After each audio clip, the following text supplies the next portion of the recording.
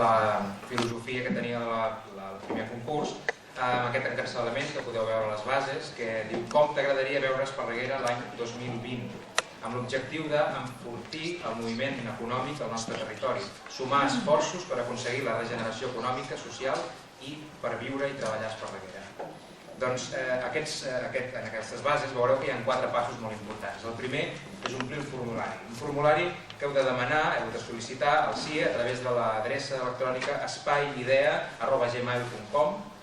Després haureu d'escriure la vostra proposta en una memòria i enviar-la en aquesta mateixa adreça a espaiidea@gmail.com, o si ho voleu també per documentació física ho podeu enviar a l'avinguda Francesc Macià 135, que és l'Espiral 108, o bé a les Galeries 7 de la plaça de l'Ajuntament, a l'Elefant. I l'últim pas que marquen les bases del CIE és guanyar el premi. Això, evidentment, depèn del vostre projecte, si està ben configurat o no, però també depèn del jurat.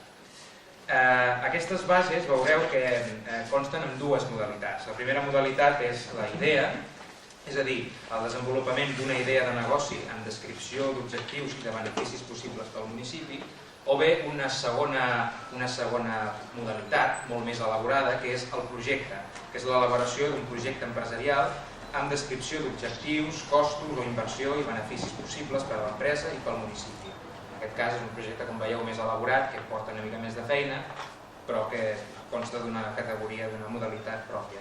Dins de cada modalitat hi ha 3 categories. La primera és l'escolar, la segona és la ciutadania, que poden participar-hi majors de 16 anys i entitats, i la tercera és empreses i professionals. Dic que aquestes categories també tenen 5 temàtiques que ara ens desgranaran uns quants empresaris de la vila, la primera de les quals és empresa i producció. Anna Ramon ens explicarà. Els temes eren una mica per inspirar i motivar una mica a l'hora de desenvolupar el projecte. Teníem com a base de dir, aquí a Esparreguera ens hem d'aprofitar del que tenim. Igual que sempre parlem que Esparreguera està d'esquenes a la natura i hem d'aprofitar aquesta natura perquè la tenim i no podem desaprofitar, també se'ns va ocórrer el tema de la producció, de produir. I també el bàsic, hem d'anar a lo tecnològic, però també el bàsic, de dir, l'aliment, si es podien revifar el sector alimentari, i si tots els d'aquí mengem els ancians i les coses que es fan aquí, segur que pujaria una miqueta també el moviment econòmic. Parlo de coses molt bàsiques, però ous, gallines, olives, ametlles, tot això es podria fer aquí i podríem consumir aquí. Molí de farina, tot això, jo no sé si els que pensen en muntar un negoci són conscients que això és un consum diari, setmanal, vull dir que no te'l pots saltar per molt malament que vagi la cosa. Després ens agradava la idea de tornar a produir aquí. Potenciar el cooperativisme, el treball en xarxa, innovar també al voltant d'una idea i això, innovar, buscar idees que siguin susceptibles a satisfer una necessitat elaborant productes. I això era com una mica per inspirar en aquest tema. Molt bé.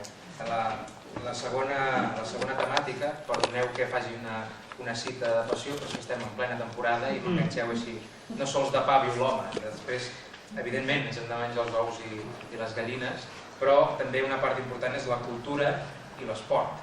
Carme Paltora ens ho desgrana. Sí, perquè a vegades no pensem que la cultura o l'esport també pot ser un negoci. Jo penso i crec moltíssim, no perquè hagin de fer negoci només de la cultura, no perquè la cultura doni rèdits, però sí que hi ha tota una indústria a l'entorn de la cultura que en rep grans beneficis. Sense anar més lluny, aquí a Esparreguera en tenim un exemple. Hi ha un taller d'escenografia a baix, a Can Sedó, que funciona meravellosament bé, que està fent les escenografies de gairebé tots els teatres de Catalunya i està donant diners, perquè no crec que ho fessin per perdre diners. Que fer d'actor no dona diners? Pobres dels desgraciats que estudien per fer d'actors, perquè aquests tenen pelut, acabaran fent de bàrmens i ho faran molt bé perquè en sabran d'estar darrere d'una barra. Però sí que és veritat que hi ha tota una indústria a l'entorn de la cultura que és molt rica. I estic parlant d'això, però podria parlar de l'editorial de llibres o podria parlar d'altres coses referents a la cultura i, evidentment, de l'esport. L'esport és una altra una altra forma d'interpretar la cultura, forma part de la nostra vida quotidiana i que pot crear negoci. Només hi hem de pensar. Penso que Esparreguera, amb una indústria de la cultura potent, jo avui mateix m'hi llançava de cap, perquè no crea fums, necessita poques màquines, pot ser rendible i pot socialitzar moltíssim. I la veritat és que és molt més bona per la salut que moltes altres coses. Mira, hi ha una frase que m'agrada repetir-la i segurament ja la sabeu molts perquè l'he dit moltes vegades.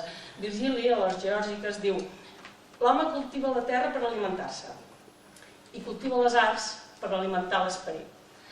El que cultiva les arts l'hem d'alimentar. O sigui, no oblidem que cultivar les arts, cultivar l'esperit, vol dir estar més sa, estar millor amb la societat. I penso que és important, reflexionem-hi una mica.